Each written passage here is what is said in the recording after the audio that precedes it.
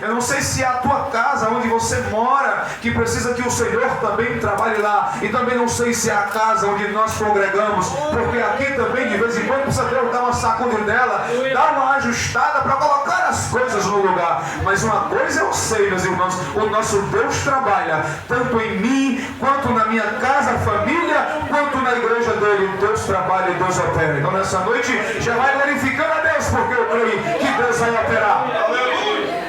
Glória! Coisa linda do Senhor. No texto em si, se nós juntarmos todos esses aspectos, nós vamos perceber que se Geazi, a pergunta é feita pelo Geazi, servo do profeta Eliseu, se ele fosse resumir a pergunta, ele perguntaria para ela: como está a tua casa? Por quê? Porque essa pergunta já abrangia tudo.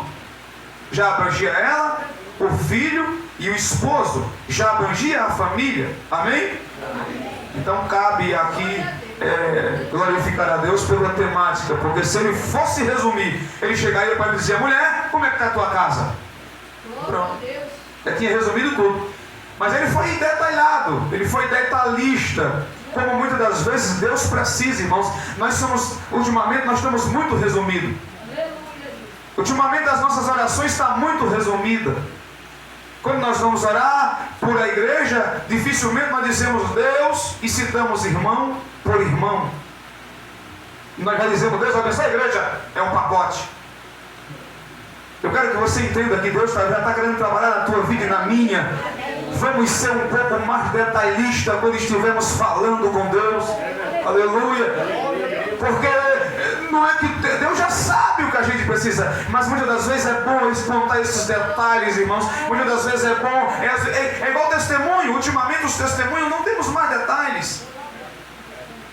Nós já chegamos e queremos que os irmãos já resumam e já cheguem e digam: irmão, Deus operou na minha vida, Deus me curou. E às vezes a gente nem consegue compreender. Irmão, tem hora que é bom contar os detalhes. Tem hora que é bom detalhar as coisas, porque quando você vai no médico, você precisa detalhar tudo para ele.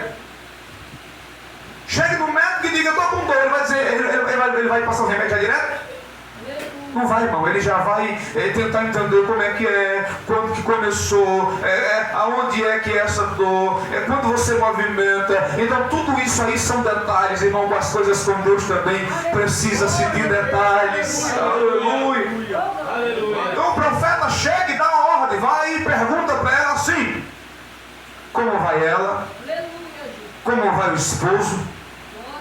Como vai o filho? Por quê? Porque para ela estar ali, alguma coisa estava acontecendo. Aleluia. Eu não sei se você, irmão, para você estar aqui, você está aqui simplesmente por estar. Por que você está aqui, irmão? Por glória. Eita, rapaz. Por que você vem nessa quinta-feira? Por que você saiu da sua casa, irmão? Por que você largou seus afazeres? Por que você deixou suas coisinhas lá? O que você está fazendo aqui, irmão? A gente entende, irmão, que o fato de nós estamos aqui, não estamos aqui por acaso, porque não tinha nada para fazer. Não, irmão. Nós estamos aqui porque existe algum motivo. Aleluia. O profeta bate os olhos e diz: essa mulher não está aqui à toa, irmão. Apesar que tem uns que parecem que estão no automático. Tem uns que parece que levantam e vai, e trabalha, e volta, e almoça, e toma banho, e vai para a igreja, tudo no automático, irmão. Se você vai perguntar: o que você está fazendo aqui? Ele toma até um susto. Irmão, sai do automático, dá uma analisada. Por que você está aqui? Você veio buscar a Deus por quê? O que está acontecendo, irmão? Aleluia. Não se busca a Deus sem causa, irmão. Aleluia. Ninguém vai buscar ao Senhor sem causa. A gente não quer contar para todo mundo, irmão. Mas se existe uma causa, você precisa contar os detalhes dela para o Senhor. Aleluia. Vale a pena buscar a Deus, mas precisamos entender por que estamos buscando, o que realmente queremos. Você pode observar que de vez em quando Jesus, alguém procurava ele e ele perguntava o que a pessoa queria. Diversas vezes ele chega para um e diz: o que é que tu quer? O cara está cego, o outro está leproso, o outro está aleijado, e ele pergunta: o que quer? O que você quer que eu faça? Porque tem muita gente que, por incrível que pareça, até procura, até busca, até vem na igreja, mas ele nem sabe mais o que quer. busca. Ele não sabe mais porque está na igreja, porque quando a gente entende, irmão, que estamos aqui para a glória dele, por ele e tudo para ele, irmão, é diferente. Aleluia! É diferente, irmão.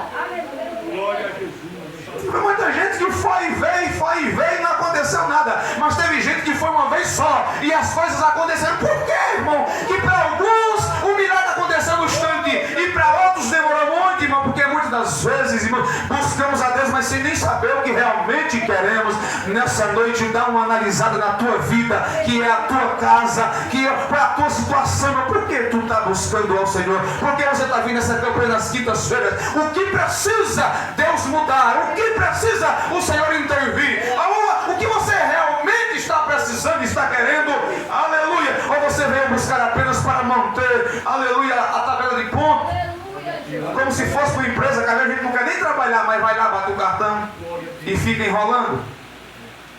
Isso aqui não é empresa, aqui é casa de Deus, é lugar onde Deus opera.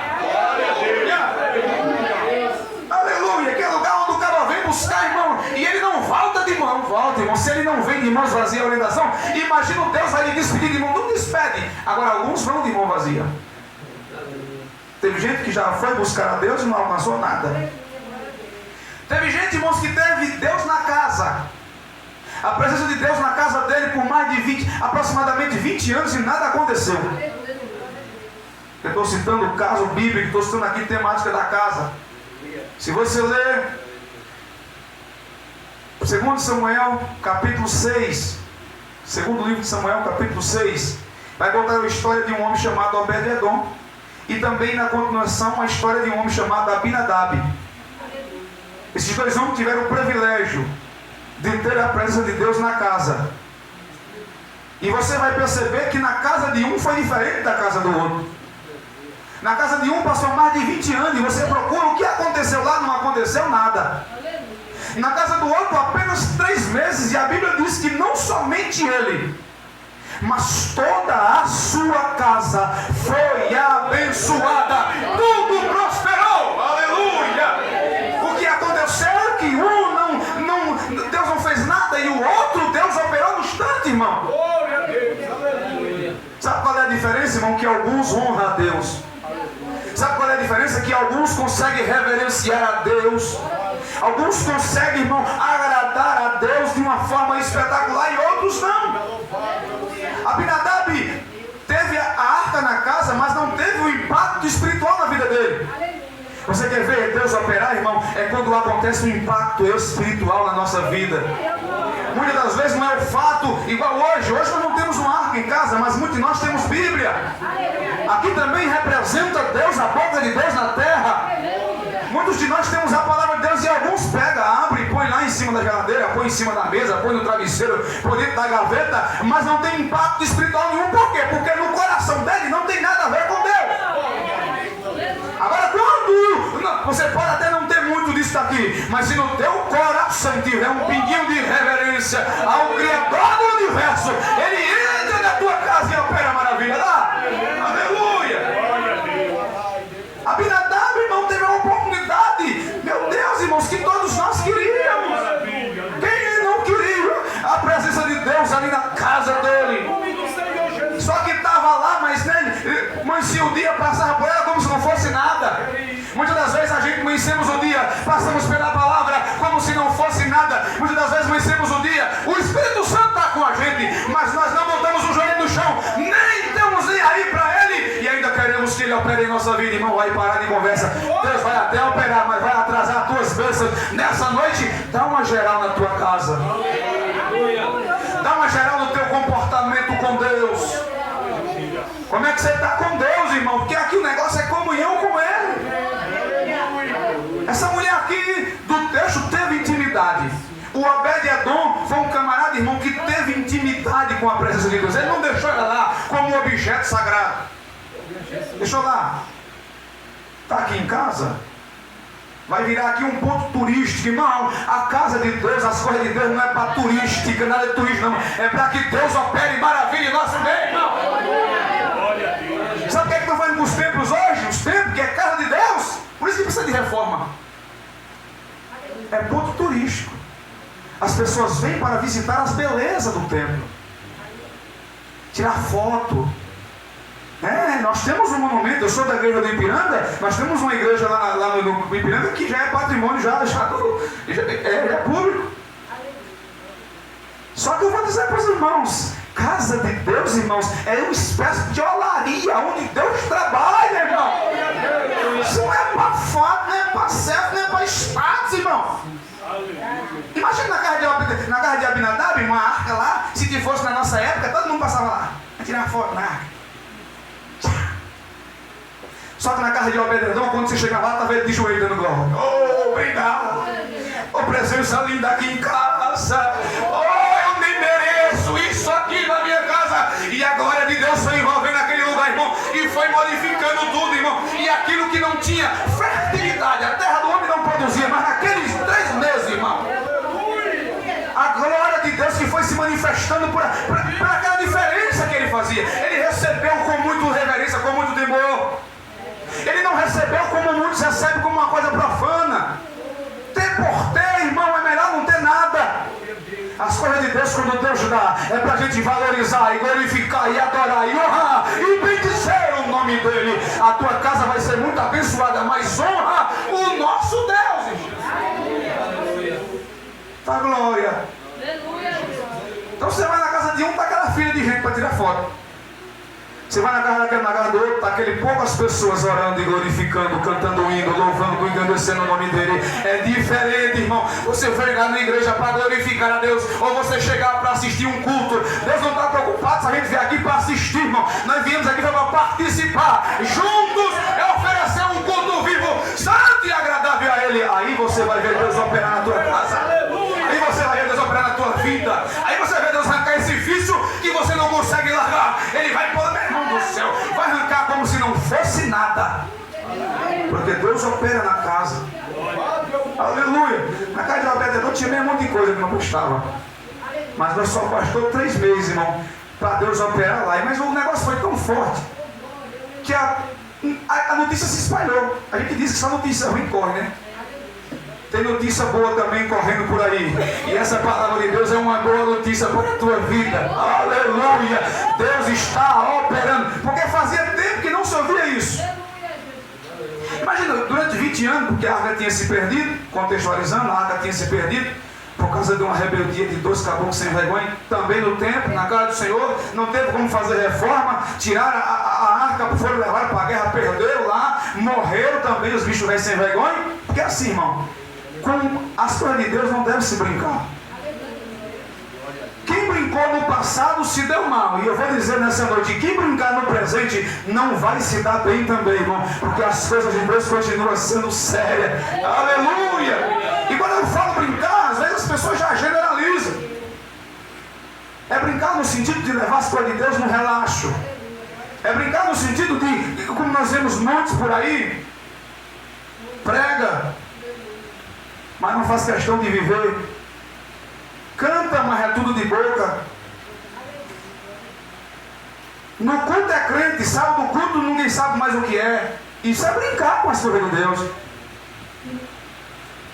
É a paz do Senhor na igreja e o corpo comendo quando sai da igreja.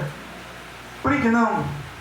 Leve as coisas de Deus a sério. Se não consegue, aleluia, fale com Ele e diga: Senhor, muda essa casa, porque está ruim o negócio aqui, aleluia. E eu estou nessas quintas-feiras aqui para o Senhor fazer uma reforma nessa casa, aleluia, para que vejam o que o Senhor pode fazer. Oh, aleluia. Como está a tua casa?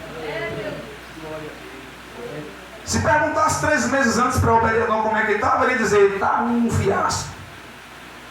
Minha casa, eu não sei se vai muito longe. 3 meses depois, se fizesse a mesma pergunta: Obed-Edom, como é que está a tua casa? Ele dizia: minha casa está abençoada, de alto a baixo, de um lado a outro. E aí ele vai perguntar por quê? Ele disse: porque Deus entrou lá. Tem muitos crentes hoje que dizem que Deus está na casa dele, mas você não vê nada. Tome, devagarzinho. Você pergunta como é que você vai na rua? Bem, graças a Deus, você olha e não vê nada bem. Você tem que ser realista. Se perguntasse para ele, ele diria: não está nada bom. Só que a presença chegou lá. Eu creio que não vai demorar muito para esse negócio mudar. É muitos de nós aqui. Se eu perguntasse como eu era antes, irmão, não prestava para nada. Só que a presença de Deus chegou nessa casa. E aí começou a reforma. Oh, aleluia! Tem reforma de Deus para a tua vida. Tem reforma de Deus para a tua família. Tem reforma de Deus para onde você estiver, irmão. Deus tem reforma para operar na tua vida. Aonde você chega, Deus tem. Foi ele que construiu esse templo aqui. Se tiver caído os pedaços, ele tem reforma. Quem reforma é ele. Ele ainda é o arquiteto do homem. Foi ele que planejou tudo isso, mas ele sabe como trabalhar. Então, comecei dizendo que teve casas e teve lugares que Deus operou e lugares que não. Teve lugares que Deus matou. E nesse texto que eu citei para os irmãos, houve morte no caminho. Davi gostava muito da presença, queria buscar também, só que buscar a presença de qualquer jeito não dá certo. Que é outra coisa. Não, isso parece que é atual, né? Buscar a presença de Deus de qualquer forma. De qualquer jeito. É tipo assim, Deus precisa me aceitar do jeito que eu sou. Mas você não aceita Deus do jeito que Ele é. Santo. Não aceita o que é errado. Aceita Deus assim? Se você aceitar Deus assim, Ele te aceita do jeito que tu é. O negócio aqui não é eu aceitar Deus. Não, Deus me aceitar do jeito que eu... Não, o negócio é para fé, irmão. Como é que a gente vai receber esse Deus? Conhecer Ele. Como é que Ele é? Ele é um Deus justo. Ele é um Deus santo. Ele é um Deus amoroso. É misericordioso. Se não fosse isso, está tudo perdido. Só que Ele é um Deus, irmão, tão certo, mas tão certinho, mas tão certo, que a humanidade já não está mais querendo Ele. Você acha que por que as pessoas não querem mais Deus? É porque Deus é certo. É porque Deus é justo. É porque Deus não vai concordar com um cabra. E Deus não vai, mãe, nunca vai. E a gente que precisa se moldar, falar para Ele: Senhor, me reforma, muda a minha vida, mexe comigo, desconstrói essa matéria e constrói de novo igual o vaso, desmancha e faça outro do jeito que o Senhor quiser. Essa é a lógica da humanidade. Imagina se o oleiro, vamos lá, nós estamos aqui passeando em casa do oleiro, Jeremias 18, vamos dar um pulinho lá rapidinho. Eu disse: Jeremias, desce a casa do oleiro lá, eu falarei contigo. Quando chegou lá, ele viu o oleiro fazendo a obra em suas mãos. De repente o vaso que estava na sua mão se quebrou. O oleiro foi lá, com aquele mesmo vaso quebrado, desmanchou e fez outro, conforme a sua vontade. Imagina se o vaso dissesse assim: me deixe desse jeito, o Senhor vai ter que me usar assim. Irmão, vaso, o barro que somos nós, não temos esse critério. Ou a gente deixa o oleiro mexer, moldar a gente, irmão, ou não tem jeito. Então nessa noite você veio nessa casa, aqui também a casa de oleiro, para ouvir a palavra de Deus. Qual é a palavra de Deus? Deus quer reformar a sua vida. Se tiver quebrado, fica tranquilo, porque Deus vai fazer um vaso novo de ti. Oh, aleluia! Agora deixa Deus trabalhar. Vamos embora. Deixando a casa do oleiro, voltamos para a casa da sunamita. Se perguntasse para ela no começo da sua história: como está a tua casa? Ela continuava dizendo que está bem. Porque aqui nós vamos entrar no texto para entender como estava a casa dela. No começo da história era só ela e o marido. O marido já avançado em idade. A Bíblia não disse que ela era idosa, mas disse que o esposo era de idade avançada. Inclusive o fofoqueiro crente que estava lá disse que ele era velho. Foi assim. O profeta perguntou para ele, disse: essa mãe está faltando alguma coisa? Ele disse: não, reparei que o marido dela é velho. Foi assim. Isso aí é sem vergonha isso. Depois dizer: olha, eu percebi que eles não têm filho. A gente não sabe a causa. Possa ser porque o irmão já é avançado em idade, não se sabe. Mas é isso que eu vi que está faltando, é filho na casa. Pronto. Mas não, quando disse como era velho, estava dizendo: isso aí está desqualificado. Deve ser isso aí que não serve mais para nada. Bicho velho. Então no começo era só os dois. A mulher temente a Deus, certamente o marido também, senão não teria entrado em acordo com ela. Você vai ver que era só os dois. De repente aparece o profeta, e o profeta passava sua viagem, sentava-se lá em frente, para poder fazer o seu papazinho. E ela observava. Porque crente, irmão, quando está com a casa resolvida, ele é um crente observador. Ela só observava. E um belo dia ela disse: eu tenho observado que esse homem que passa aí, eu acho interessante que passava dois, sim ou não? Era o profeta e o servo dele. Só que ela olhou e disse: esse homem é um santo, homem de Deus. Já dá para ver que ela tinha discernimento. Diferente das vezes, muitas das vezes a gente, irmão, nós olhamos e colocamos tudo no mesmo pacote. Não tem essa de colocar todo mundo no mesmo pacote, irmão. Tem gente que é servo de Deus verdadeiro, mas tem gente que é servo e não é verdadeiro. Por isso que você vai ver a Bíblia, ela diz: outra vez vereis. Vai lá. A diferença do que serve e do que não serve. Em alguns versículos você vai observar que ele diz, o apóstolo diz: amais. Agora que amais não com amor não fingido, significa que tem um jeito de amar de fachada. De dar um tapinha nas costas e dizer: rapaz, tá gente boa, mas não pode fazer nem nada, bicho é ruim. Então a mulher bateu os olhos e disse: ali é homem de Deus. Não precisou desqualificar o outro, mas ela precisou identificar quem era verdadeiro diante de Deus. Olhou para o marido e disse: vamos fazer um quartinho para ele, sempre para ali, para que ele possa, quando sua viagem, vir descansar. É aí que tudo começa. É desse jeito que a vida dessa mulher começa. A casa dela estava bem, só estava ela e o esposo. Financeiramente estavam bem, emocionalmente ela e o esposo estavam bem. Eu quero dizer nessa noite, irmão, possa ser que nas casas aqui não esteja do mesmo jeito, mas eu vou dizer uma coisa para você: é promessa de Deus abençoar a tua casa em todos os aspectos. Aleluia! Às vezes a família, irmão, por mais que você olhe, está bem, mas a família dela estava bem. Ela e o esposo viviam bem, de boa. Resolveram até agregar mais alguém na família. Colocou lá a casinha, o quartinho, colocou cama. E acho lindo também que aquela separou. Ela não botou duas camas, botou uma. Não botou duas cadeiras, botou uma só no quartinho. Isso aqui é interessante. Não botou um, porque ela estava sabendo o que ela estava colocando naquele quartinho. Ela não estava colocando qualquer um, estava colocando alguém que representava Deus. Diferente que muitas vezes nós colocamos na nossa casa. Quem que colocamos na nossa casa? Nossa casa às vezes está indo bem, irmão, está uma bênção. Aí de repente você e eu abrimos as portas e não abrimos exclusivamente para a gente de Deus. Aleluia. Oh, aleluia. Ela estava deixando bem claro: esse lugar aqui, Senhor, é para alguém que te representa. Isso aqui não é para a gente, irmão, que vive aí, que começa a dizer: não, isso aqui é para a gente que representa Deus. Ela estava dizendo: isso aqui, o lugar é para Deus. Você tem um lugar reservado na sua casa para Deus? Oh, aleluia. Temos um lugar reservado para o Senhor lá, exclusivamente para Ele. Porque o profeta representava Deus, irmãos. E ela estava dizendo: eu quero Deus aqui. Eu falei para os irmãos que o Obed-Edom foi com a prece de Deus. E estou falando para vocês que essa mulher começou também chamando Deus para casa. E muitos de nós aqui, se queremos ver nossa casa abençoada, nossa vida abençoada, nossa família abençoada, precisamos ter um lugar reservado para Deus. O que acontece é que a gente reserva lugar e tempo para todo mundo e deixamos Deus por último. Nessa noite, prioriza Deus.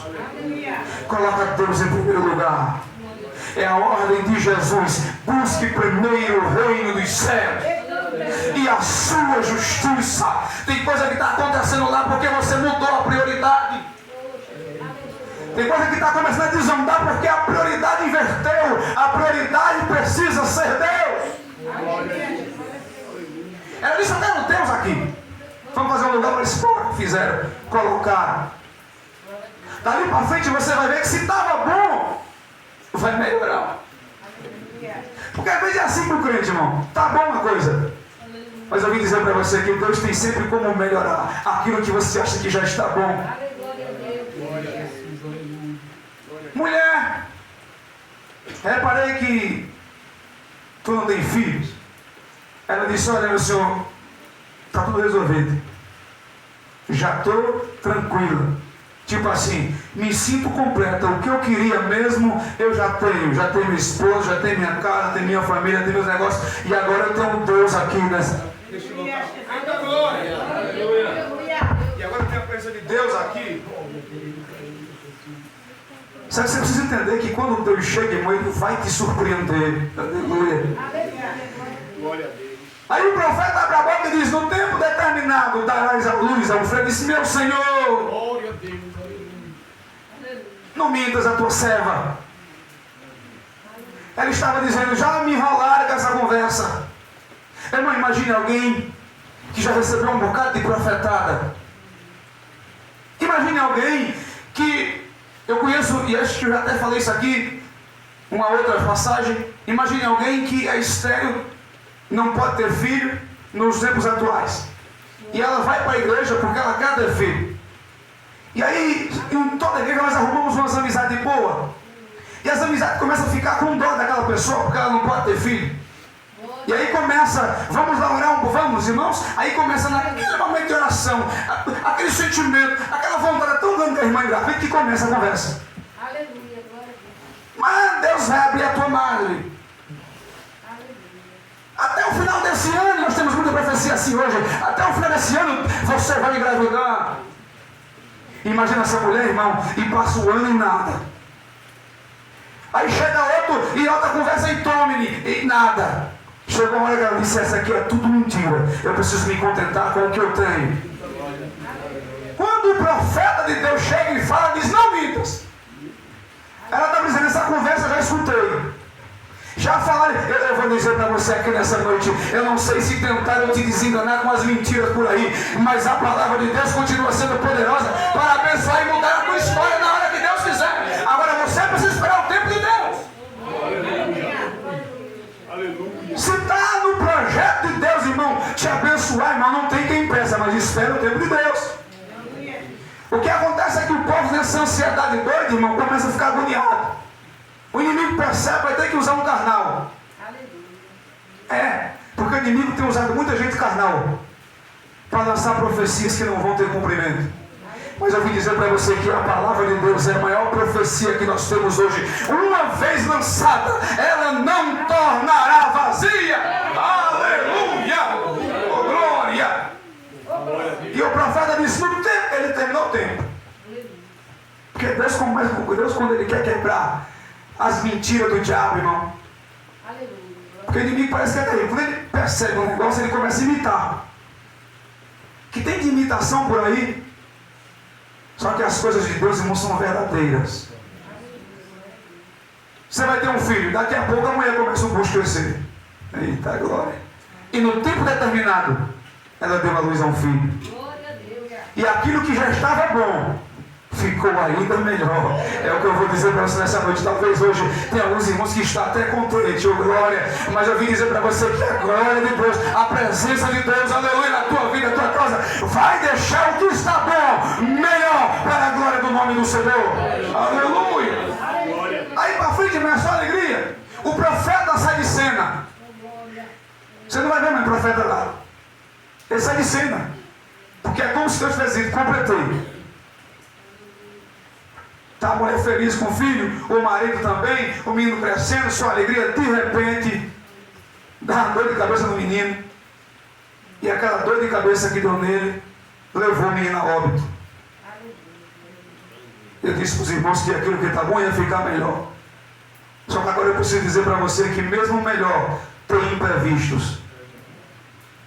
Mesmo depois que Deus opera, parece que o inimigo faz questão. É como se, irmão, agora aqui nós vamos pregar para a glória de Deus. Quando essa mulher recebe a bênção, é como se ela tivesse relaxado.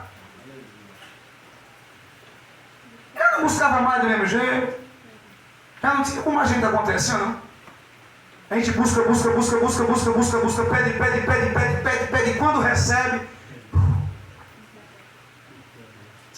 vou aproveitar a minha bênção. Você lembra de Abraão? Deus prometeu o menino, demorou. Quando o menino veio, Abraão toda hora estava pedindo, estava triste porque ele tinha menino. Quando teve um menino, Isaquinho para lá, Isaquinho para cá. E está ali com Isaac, bajulando Isaac. E Deus que é bom. Não, deixa Deus. Deus agora está resolvendo o problema de outro. O meu já resolveu. Daqui a pouco ele escutou uma voz: Abraão. Ô Abraão. Ô Senhor. Pega Isaac. Traz para mim. Tipo assim, me devolve o que eu te dei, porque tu está achando que é teu, não é teu, é de Deus, está na tua mão para tu administrar. Se tu achar que é teu, Deus leva. Vem cá, traz para mim. Aí Abraão, irmão, eu imagino que agora ele montou o homem. Eita, rapaz. Assim a mulher. De boa. Não precisa nem mais nada. Aí tem outra campanha, mais, porque já recebeu a bênção. É assim. Aí na oração nem ora mais daquele jeito. As lágrimas que choravam já não choram mais do mesmo jeito. Vai relaxando. A dedicação que tinha, já deixa a dedicação para lá. Conseguiu o que queria. Ei, meus irmãos, Deus sempre tem mais do que a gente imagina. Agora aí nesse momento, o menino se vai. A mulher olha, e eu acho aquilo lindo, porque a fé que ela adquiriu na caminhada, irmão, não é uma fezinha qualquer, não. Eu tenho um tempo aqui. A fé que ela adquiriu na caminhada não é uma fé, essa fé que a gente vê por aí afora, que uma dor de barriga, o crente não vai buscar a Deus. Não. A dor de uma perca do seu maior presente que tinha recebido até aquele dia não fez essa mulher parar. Pelo contrário, foi combustível para ela andar mais longe, porque antes dava para buscar em casa, estava pertinho. Agora ela teve que buscar longe. Tem uma turma de crente agora, irmão, que se acomodou. É assim o problema. Se acomodou com as coisas fáceis. Eu vou dizer para você, tem coisa que acontece na tua vida para você andar um pouco mais. Para você andar um pouquinho mais, porque parece que quando estava perto não deu valor. Eita, Jesus de Nazaré. Quando estava do lado de casa não valorizava. Agora Deus colocou, você vai ter que buscar longe. Aleluia. Mas eu tenho uma notícia para a tua vida. Fica tranquilo, porque se você for buscar, mesmo que seja longe, você vai receber, porque é promessa e é propósito de Deus para a tua vida. Oh, aleluia. É tranquilo, irmão. Estava pertinho de casa, estava dentro de casa o negócio, irmão. Aleluia. Agora tem que buscar longe. Quanto nós nem assim? Quanto nós às vezes Deus deu uma bênção, às vezes o emprego é na porta de casa. A gente começa a usar de desculpa, fica desempregado, tem que arrumar um lá em São Paulo, pegar 4 horas da manhã, miserável do banho. Chegar em casa de noite, não tem mais tempo para nada. E Deus está dizendo assim, mesmo sem tempo, ainda é para me buscar. Aleluia. Quantas vezes a igreja é do lado de casa? Quantas das vezes, irmãos, às vezes está do lado de casa, às vezes dentro de casa e a gente... Agora está longe, mas agora ela vai dizer, eu vou buscar longe mesmo, porque eu sei. Já viu aquele ditado, aleluia, a gente sabe onde o sapato aperta? Cada um sabe, irmão. Aleluia. Aonde é que realmente está o problema? Nessa noite não importa se está perto ou se está longe. Continue buscando ao Senhor. Não deixe de buscar ao Senhor. Morreu o menino. A distância que está o profeta, não tem problema. Quando a coisa aperta, não tem distância. Quando a coisa aperta, a gente vai de pé, vai de jegue, vai de moto, pega carona, pega busão, pega o que for, mas a gente vai buscar, é só apertar. Então nessa noite entenda, se Deus apertou, continua buscando, porque daqui a pouco Deus vai derramar a bênção na tua vida. É justamente para isso, porque Deus quer movimentar a gente. E era um projeto de Deus movimentar essa mulher. O profeta nem sabia. O menino morre, o profeta não sabe. A mulher resolve fazer tudo aquilo, buscar. E ninguém está sabendo. A mulher diz. Eu acho aqui lindo, porque isso é nós, irmão. Quantos de nós já ia logo enterrar? Só que você precisa entender que aquilo que Deus te deu, irmão, se é uma bênção de Deus, se é uma promessa de Deus, você não deve enterrar as promessas de Deus. Aleluia. Rapaz. Está difícil? Desiste. Estava difícil? Não vou desistir. Quando o menino adoece, é o estágio do difícil. Mas quando morre, é o estágio do impossível. Aleluia. Difícil, ela estava segurando no colo. Quando o menino morre, impossível, ela coloca ele na casa. No lugar onde ela reservou para Deus. No quartinho lá, que é canto de Deus operar. E disse, eu não vou desistir, irmãos. Quantos de nós aqui desistimos por menos? Da nossa casa, e ela não desistiu do seu filho. Então aqui temos casa, família, nós mesmo particular, igreja. Quantos de nós, irmãos, não desista da sua família? Não desista do seu filho. Estava difícil, agora ficou impossível. A mulher está aqui nos inspirando e o Espírito Santo está nos ajudando a entender que não é para eu e você desistir, ainda que fique pior do que está. Aleluia. Saber de uma coisa, eu vou largar a mão. Bendito seja o teu nome, Senhor. Quer saber de uma coisa? Eu não vou buscar mais, não. Glória a Jesus. Aleluia. É aí que você e eu temos que buscar. Seja o Senhor. Mas agora está mais difícil, não importa. É aí que eu e você temos que buscar. Aleluia. Morreu em terra, não. Eu vou buscar vida. Aleluia. Você está contente com a perda? Está contente com a morte? Aqui nós falamos de gente, irmão, que não se contentaram com as coisas desse mundo, com os acontecimentos naturais. Tem gente que já aceitou a derrota. Nessa noite Deus está trabalhando nessa casa interna tua, que está desanimada, que está sem fé, que está sem perseverança. O Espírito Santo está colocando perseverança no teu coração por intermédio dessa palavra. Está te mostrando um caso impossível para você olhar e dizer, peraí, o meu está mais fácil que o dela. Aleluia, glória a Deus. A tua situação está mais fácil que o dela e muito. Receba a palavra dessa noite, não desista. A tua fé precisa ir além da circunstância. Tem gente que só vê o defunto, só vê a morte, só vê desgraça, só vê perda. Ela olhou e disse, tem vida. Não está aqui, mas eu sei aonde está. Aleluia. Eu vou buscar a resposta de Deus. Eu não importava chegar aqui e dizer, se a gente está morto, morto em terra, não importava. Porque o crente que sabe quem é o Deus do impossível, irmão, não vai desistir por qualquer coisa, irmão. Aleluia. Aleluia. E demais de uma bênção que Deus deu. Aleluia. Oxe, Deus me deu para morrer, será?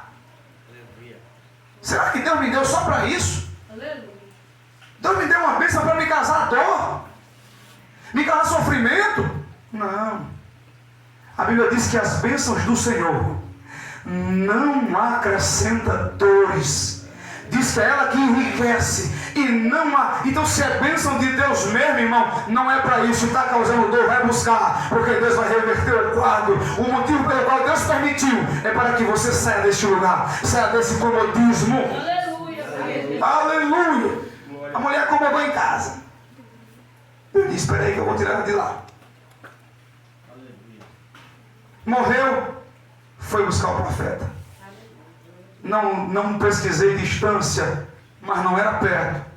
Fui até montada na carruagem da época, um jumento. Montou, o servo guiando, foi buscar. Se você entender aqui a situação da mulher, a situação de perca, o quadro que ela está. Agora, como entender a resposta dela? Quando o profeta vê ela, diz, alguma coisa tem, Geazi vai lá. Lá vai ele perguntar, como é que você está? Oi, irmão, como é que essa mulher está? Como é que eu e você estaria? Como é que às vezes nós estamos num culto como esse? Aí, a pergunta vai agora alcançar a casa. O resto da família, como é que está teu esposo? O menino dela vai lá. O esposo nem sabia. Glória a Deus. Certamente esse estava bem, mas não ia ficar bem. E como é que está o teu filho? Se pergunta hoje para nós aqui. Glória a Deus. Você perguntasse para mim de hoje, como é que está você? Como é que está a sua esposa? Como é que está seu filho? Como é que está a sua filha? Nós olharíamos para a circunstância? Ou nós olharíamos com o olho da fé? Aleluia. Porque essa mulher, essa resposta não foi uma resposta, irmão, olhando para a circunstância. Se ela olha para a circunstância e dizia, eu não estou bem, estou em luto por enquanto. Meu esposo nem sabe, mas daqui a pouco vai desabar. E o meu filho está morto. Se olhasse para a circunstância, aprenda isso nessa noite. Tu é crente, irmão, tu é servo de Deus, Deus é na tua vida. Tu fica olhando para a dificuldade, para a circunstância. É por isso que tu fica zero de vez em quando. É por isso que não consegue glorificar às vezes a Deus, irmão, porque está olhando para a circunstância. Olha para Deus, olha para o autor, olha para o consumador da tua fé, olha para o Deus que pode mudar a tua história. E eu creio que mesmo com a adversidade aí, tu ainda vai conseguir dizer, ele é bom, ele é maravilhoso. Eita, vai tudo bem, oh glória! Oh, aleluia! Nessa noite, não olhe para a circunstância, aleluia, mas olhe para o Deus que pode mudar esse cativeiro. Oh, aleluia! A resposta dela não cabe no contexto.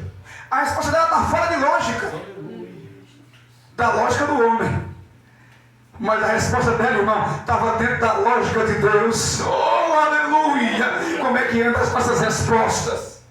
Oh, aleluia! Estão dentro da lógica humana? Ou estão dentro da lógica de Deus? Tu és servo de Deus vivo, irmão. Deus é na tua vida. A tua resposta não pode ser uma resposta diante da cor com a lógica do mundo. Ainda mais para a gente que não vai resolver nada. A mulher nunca viu ele como homem de Deus. Como é que ela vai abrir o coração para ele? É outro detalhe no texto. Ora, você vê as redes sociais. Muitas delas não tem nada a ver com Deus. A gente sabe que Deus não está ali. Mas não acontece qualquer coisinha na vida da gente, está lá.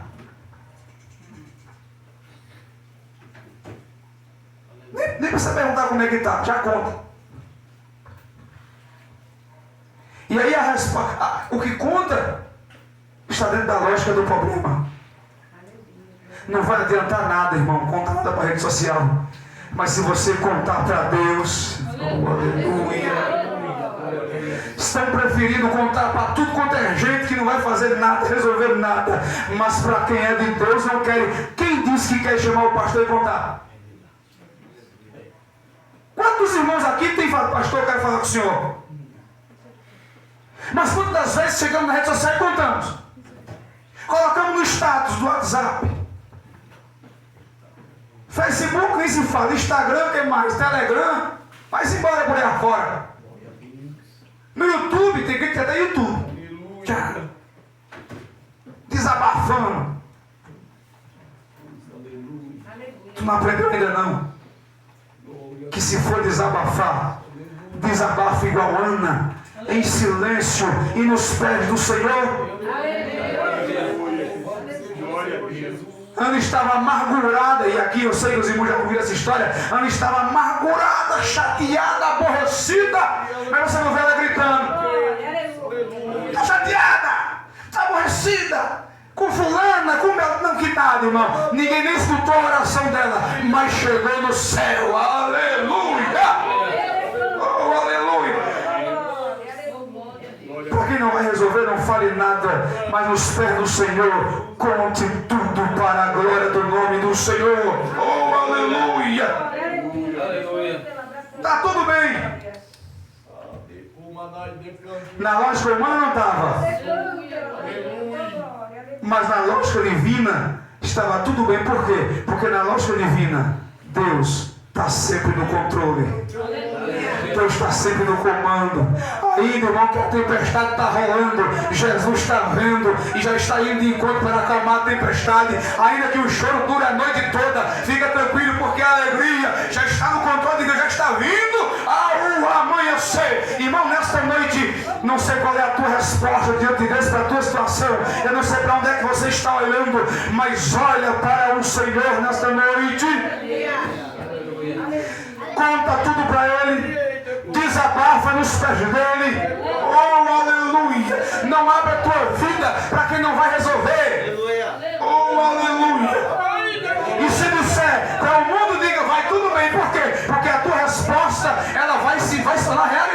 Eita, Jesus de Nazaré.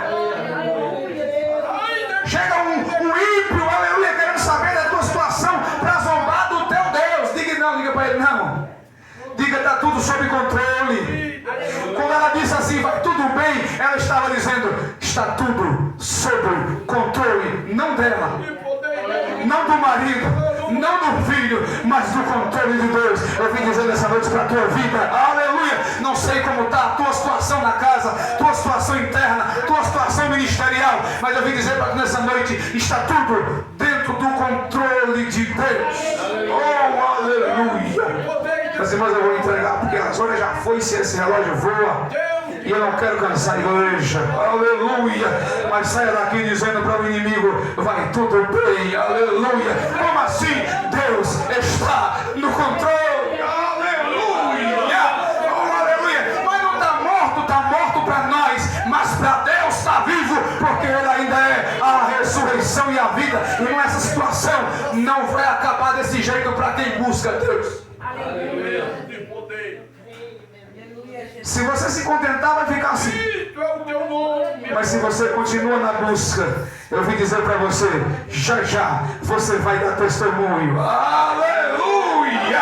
Recebe essa palavra nessa noite. Já você vai dar testemunho do que Deus fez na tua casa, do que Deus fez na tua vida, do que Deus fez no teu ministério. Deus abençoe a igreja em nome de Jesus.